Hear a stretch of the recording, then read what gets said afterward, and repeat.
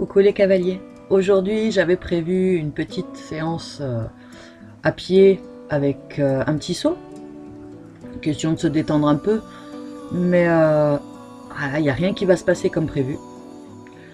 Et je tenais à vous le montrer en fait comment est Helios quand il n'a pas envie.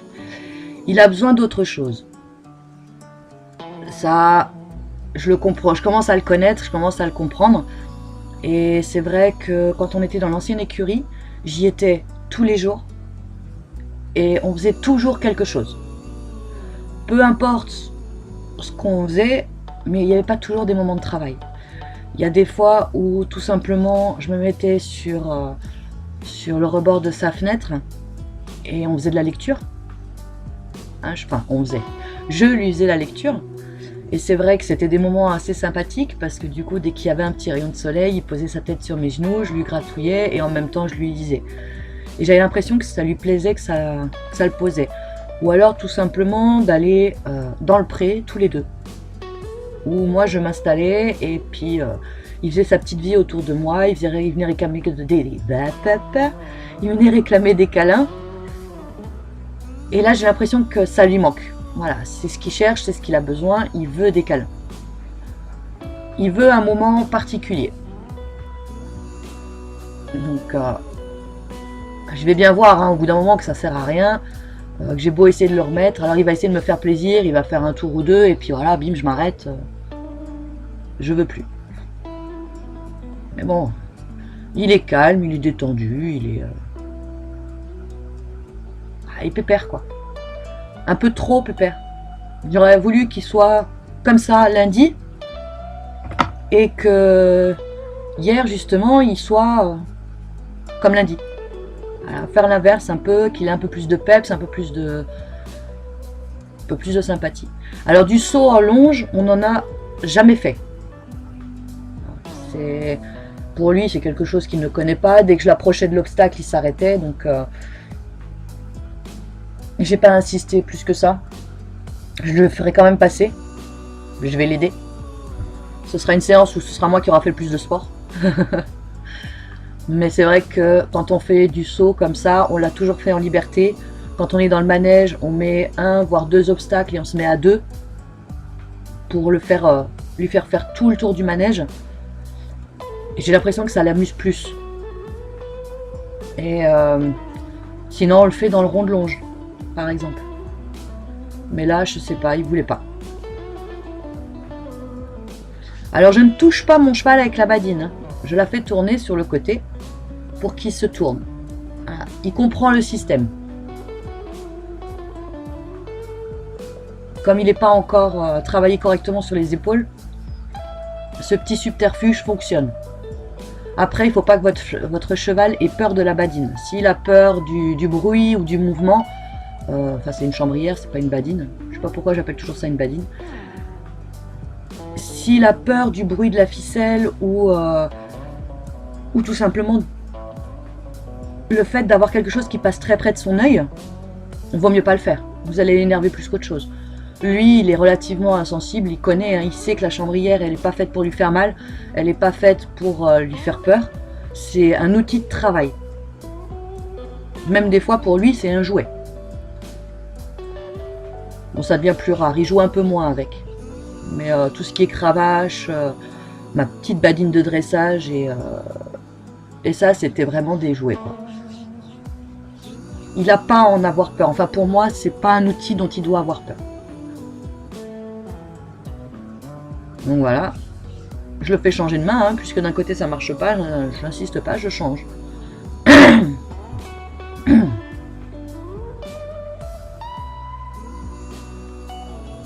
Voilà, il repart au trot à l'autre main. Et je vais l'emmener gentiment vers l'obstacle et il s'arrête. Voilà.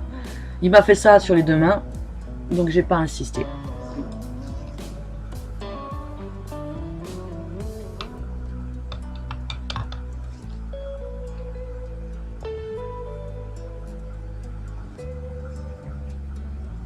Là, on voit bien, il veut plus bouger, il a du mal.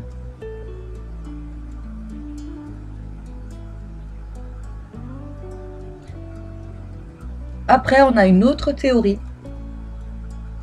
c'est que il a goûté à l'extérieur. Ça lui a plu. Ça lui a fait du bien de prendre le grand air, de faire une balade. Ça lui a vraiment plu. Et on pense que justement le fait qu'il ait goûté à l'extérieur va le renfrogner un petit peu sur le travail en intérieur. C'est pas faux. J'avoue que quand on le scelle, au lieu de regarder vers le manège comme il le faisait avant, il regarde vers la porte de sortie. Ils vont dire, ah, on va promener, on sort. Eh ben, on n'est pas encore là. On n'y est pas encore. Après, pour l'instant, je sortirai avec lui, mais je sortirai uniquement en groupe. Je vais pas sortir avec lui seul. J'en suis pas... On n'en est pas encore là pour l'instant. C'est pas une question de manque de confiance ou quoi. Mais comme je ne connais pas toutes ses réactions en extérieur, je peux pas me permettre de partir avec lui et d'avoir un accident. Donc autant ne pas partir seul et être couvert en cas de problème. Lui, il y a des choses qui tombent là. Lui, je sais très bien qu'il va retourner vers l'écurie. Il connaît les chemins, il sait où il va. Il est loin d'être stupide. Il fera demi-tour, il retournera à l'écurie.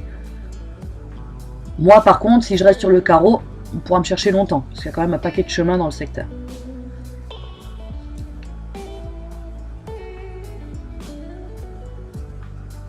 Donc voilà, je le fais avec lui à pied. Monsieur lève à peine ses pieds, hein, voilà. Frotte la barre.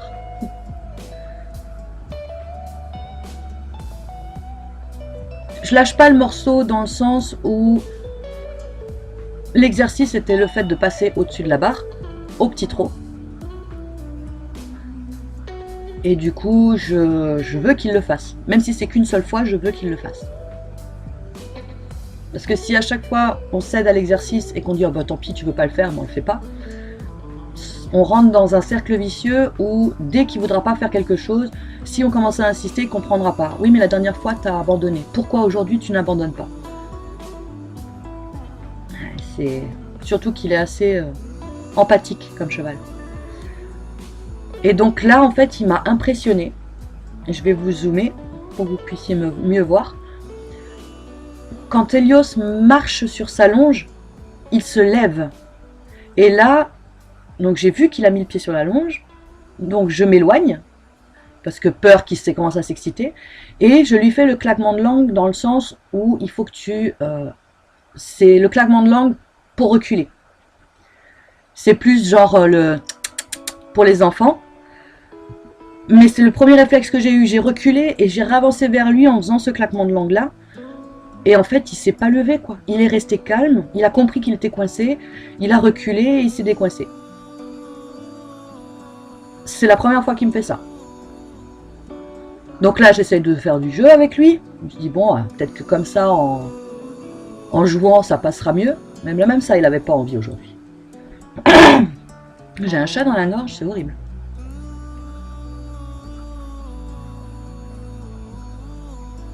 Alors j'essaye, hein, je trotte, il marche plus rapidement, il me regarde, il me rejoint, il me suit de loin, mais il passe pas les barres.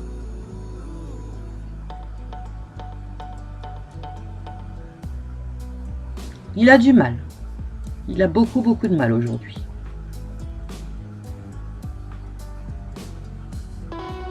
Enfin, en l'occurrence hier, puisque le temps que je monte et que YouTube me la mette en ligne, vous l'aurez ce soir. Mais cette séquence a été tournée hier. Donc je vais essayer de le mettre sur la piste en liberté. Et ben non, ça ne veut pas. Alors on rentre dans une danse. Voilà. Là c'est explicitement ce qu'il demande. Voilà, je veux des câlins. Je veux que tu t'occupes de moi, mais dans un autre sens. Passe du temps avec moi. Là c'est ce qu'il me réclame.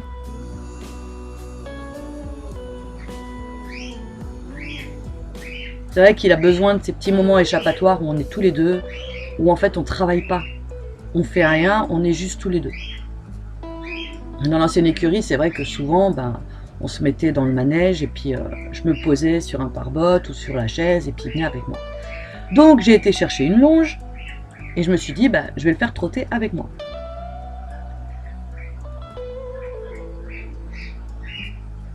Ah, ça va être compliqué.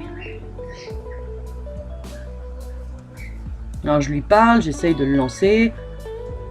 J'accélère pas trop parce que je veux pas tirer trop sur la longe non plus. Le but du jeu, c'est pas de l'entraîner, hein, mais qu'il se lance tout seul à côté de moi. Donc il accélère le pas pour me suivre. Mais pour l'instant, il n'y a pas de... Il n'y a pas de réponse. Donc j'essaye à sa main facile. Et là, bingo, il trotte. Et yes, et il la passe. Alors ce sera la seule fois où il va le passer au trot. Hein. Mais il l'aura fait. C'est ce que je voulais, il l'aura fait.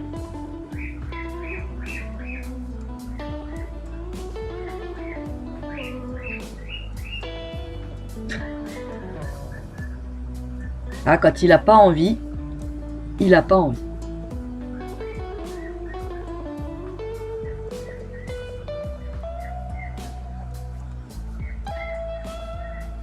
Alors, je vais tenter dans l'autre sens. C'est pareil, hein, il n'y aura rien. Quand il a décidé qu'il ne voulait pas, des fois, il vaut mieux pas insister plus que ça.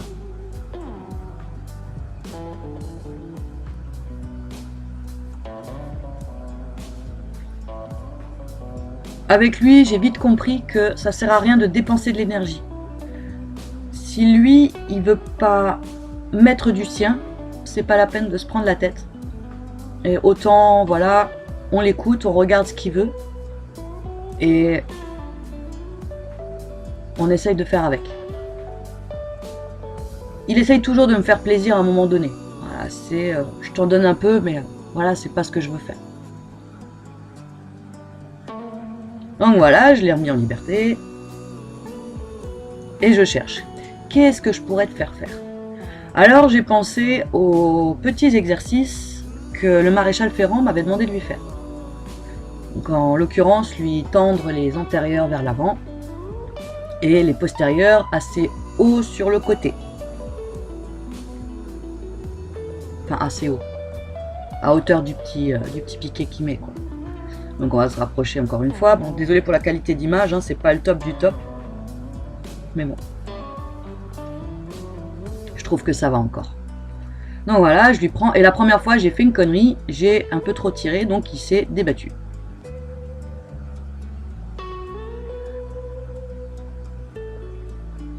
Et comme j'avais les doigts croisés pour faire un espèce de soutien, j'ai eu du mal à décrocher puisqu'il tirait en même temps que je voulais enlever mes doigts. Donc j'arrivais pas. Donc je vais lui refaire, mais je vais lui faire sans forcément lui tendre loin devant.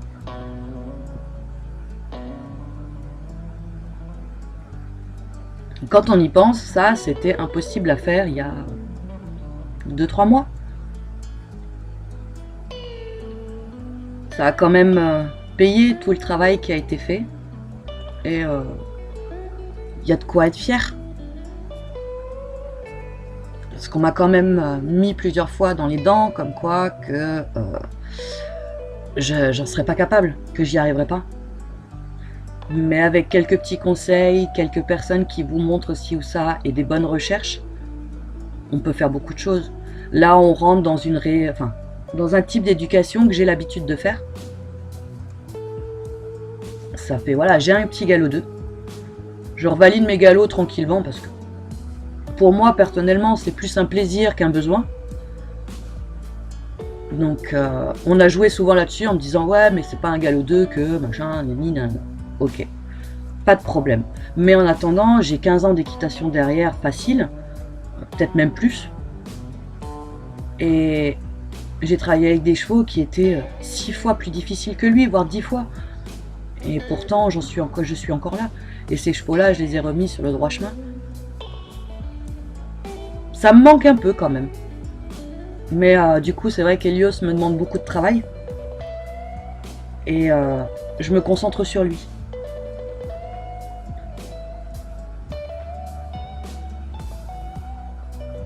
Donc voilà, n'abandonnez pas. N'écoutez pas forcément tous ceux qui vous diront que vous n'êtes pas capable de le faire, s'ils ne connaissent pas votre parcours. Et si vous vous sentez capable de le faire, faites-le. Ou alors prenez conseil auprès de quelqu'un qui vous connaît vraiment dans le monde de l'équitation. Donc voilà, hein, Loulou, posé, bien. Mais quand il sent que je bouge les doigts, il enlève sa patte.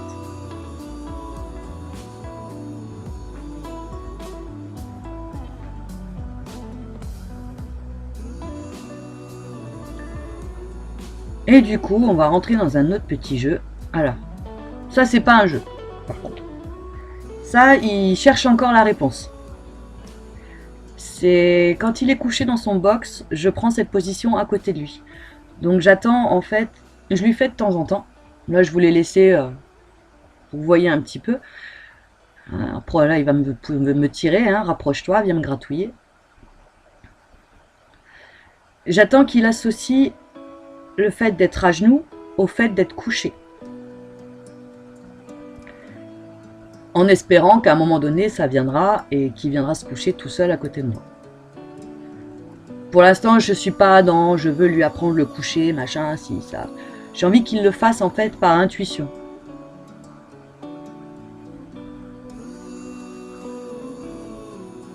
Et le fait de le faire réfléchir, je pense qu'il apprécie quand même. Et donc pour terminer la séance, je vais jouer avec un drapeau. Alors c'est quelque chose qu'il ne connaît pas.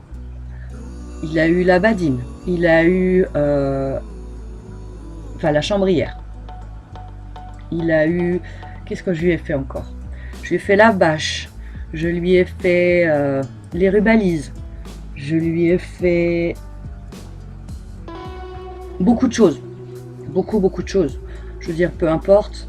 Là, je vais prendre le drapeau. À savoir que c'est pas un drapeau classique. Hein. C'est un drapeau qu'on accroche. Donc il y a une grosse chaîne qui fait du bruit. Plus le drapeau. Plus le fait que moi je le bouge. Et honnêtement, il n'a jamais connu ce truc-là. Voilà. Alors, il va lever un peu la tête, il va se mettre face à moi.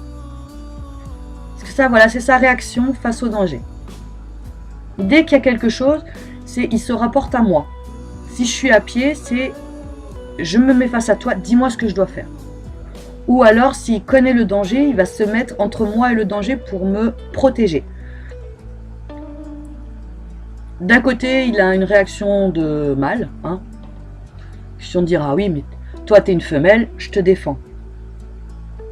Mais quand c'est des trucs comme ça, il se réfère à moi. C'est quelque chose que je ne connais pas, donc dis-moi ce que je dois faire. Et on voit bien, hein, je veux dire, je le bouge, je passe très très près de sa tête. Il bronche pas, il bouge presque pas. Le seul moment où il bouge, c'est pour se mettre face à moi, donc... là, après, ça devient un peu plus galère pour lui passer sous les pattes ou au-dessus de son dos. Mais voilà, il se met face à moi et il bouge plus.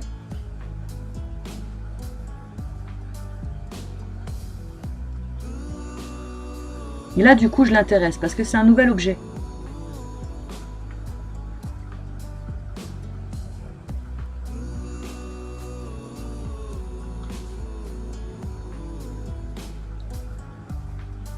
Donc voilà, Lou, quand tu verras cette vidéo, tu verras l'objectif que tu dois atteindre avec ta petite jument que tu retravailles actuellement. T'as du boulot. Il y a du boulot. C'est vrai qu'Elio, c'est pas craintif. Et Lou, actuellement, retravaille une jument qu'on prépare pour de la voltige. Mais elle est extrêmement craintive. Donc... petit à petit, on l'amène sur des exercices pour justement la désensibiliser à beaucoup de choses. Le plus compliqué, ça va être de la désensibiliser aux gens. Le fait qu'il y ait du monde autour qui regarde, c'est souvent un souci au niveau des chevaux. C'est d'ailleurs un souci qu'ils avaient rencontré lorsqu'ils avaient fait leur porte ouverte avec leur spectacle. Les chevaux étaient en panique. Ils étaient prêts à tout. Tout était fait, ils avaient été entraînés, mais ils ont été en panique face aux spectateurs. Donc c'est quelque chose qui va être un peu plus compliqué. Après lui, voilà quoi. Truc qu'il a jamais vu, que j'ai jamais fait, il connaît pas. ça fait un bruit nouveau. Il y a la chaîne qui claque sur le bout de bois quand même. Donc, pour dire que ça fait quand même un certain bruit, voilà, il a peur de rien. Et je passe très très près de sa tête et très très près de ses oreilles. Et je pourrais lui passer partout sans souci.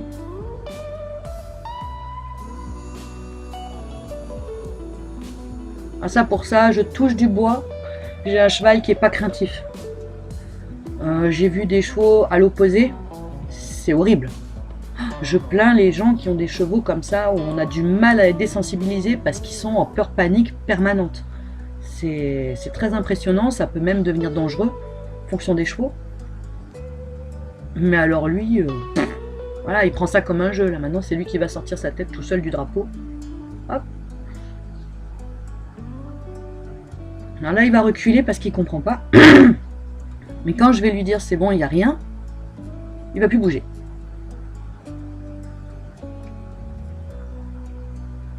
Il y a un très très gros partage entre lui et moi et c'est quelque chose que j'apprécie énormément.